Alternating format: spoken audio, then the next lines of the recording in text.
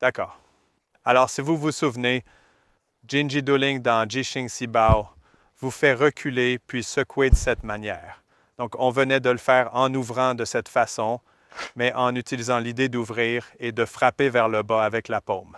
Donc, on ne va pas dans ce sens. On descend. Encore une fois. En bas. Et je l'ai couvert dans ce que je fais ici. Disons que j'entre pour un coup haut ici. Je peux immédiatement passer à Duling avec un pas en avant et faire ce que je viens de vous montrer et frapper ici. S'il était encore plus profond, donc 1, 2, vous pourriez passer juste derrière lui et utiliser cela. Et cela le ferait tomber en une seule action.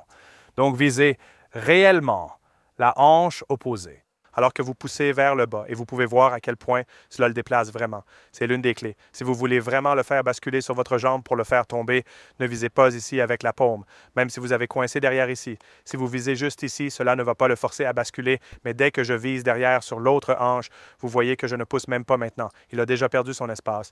Il va commencer à tomber. Encore une fois, quand le coup arrive, j'utilise l'avant-bras vers le haut et vers le bas. Vers le haut et en bas. Avance 1, 2. Maintenant, je suis prêt à avancer.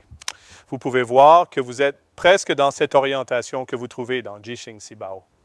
Donc d'ici, vous pourriez très facilement passer directement à Baoxia, qui consisterait à frapper avec un avant-bras directement à sa gorge sous son menton. Utilisez toute cette zone. C'est en fait imiter les ailes du coq. Donc, ce sont essentiellement des techniques d'aile, utilisant l'aile pour bloquer, battre de haut en bas et frapper. Ne faites pas simplement blocage mort.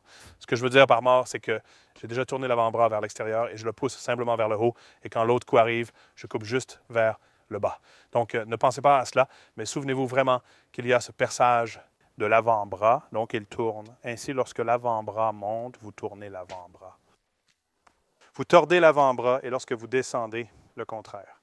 Je vais le tourner vers l'intérieur. C'est très similaire à Bai He Liang-Ki ici, où vous ramenez cette partie à l'intérieur. Et dans un certain sens, cette action de Xiangqing ici est vraiment pour envahir son espace et le perturber pour obtenir une réaction. Puis vous pourriez passer à autre chose.